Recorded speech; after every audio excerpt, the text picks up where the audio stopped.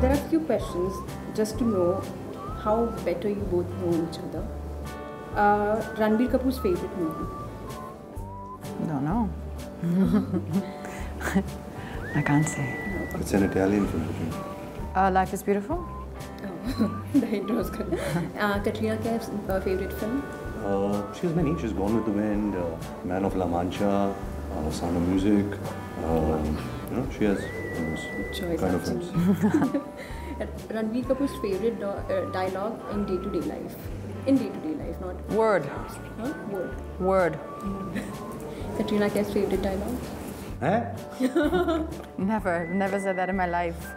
Ever. If you had to be Ranbir for one day, what is something you would never do? Never do. But never is difficult. But what is something I would something do? You would do. Something yeah, I would do.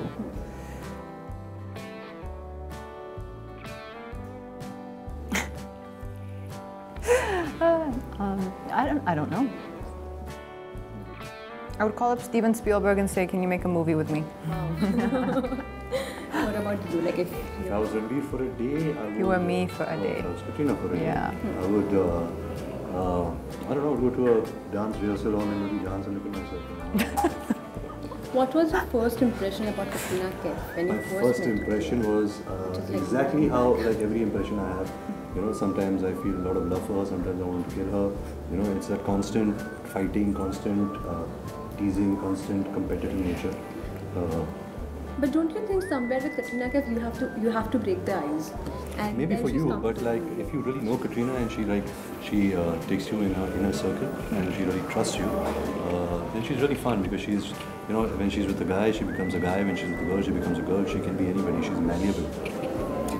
I am the character from X-Men. You know the one, the blue one, who takes any form? That's my superhero power. I can become you. I can become anyone. What about you? What was your first impression about him? Wow. Magic. And that's not gonna jump. Actually, yes. Wow, how magical. It was magical. My first impression... Okay, fine. Next question. Last question. If a film doesn't do well at the box office, do you somewhere take it as a challenge to, make sure the next film works better, or somewhere it does bother you if the film doesn't do well at the box office? I think you take That's it... a rhetorical question actually, because both the questions, you do take it as a challenge, not just in the next film, in every film to do well at the box office. And what's the first question? I mean, what's the first thing? Or sometimes you just let it go. No, like of course, you have to, the thing is you have to accept. Acceptance is key. You have to accept that you failed. You have to not blame anybody except yourself. Because a film, nobody put a gun to your head to do it. Yeah. You chose the film. And you have to own it, accept it, and then move on. You have to be detached. You can't take failure to your heart. You cannot take success to your head. Right. And you have to understand that humility is the greatest virtue of an artist. And be humble about it. Keep your head low, keep your spirits high, and keep walking. What about you, Katrina? Completely agree with it. Yeah, absolutely. I think that's entirely the way it should be. And also, don't give yourself that much importance to think that the success and failure of a film rests on your own head. Because I think the director is the captain of the ship and there are many different elements to a film working. Okay, one last thing you want to tell your viewers to watch on Film's releasing 14th of July. It's a labor of love from Murad Basu. So please do catch it at a cinema near you. Something from your end? Word.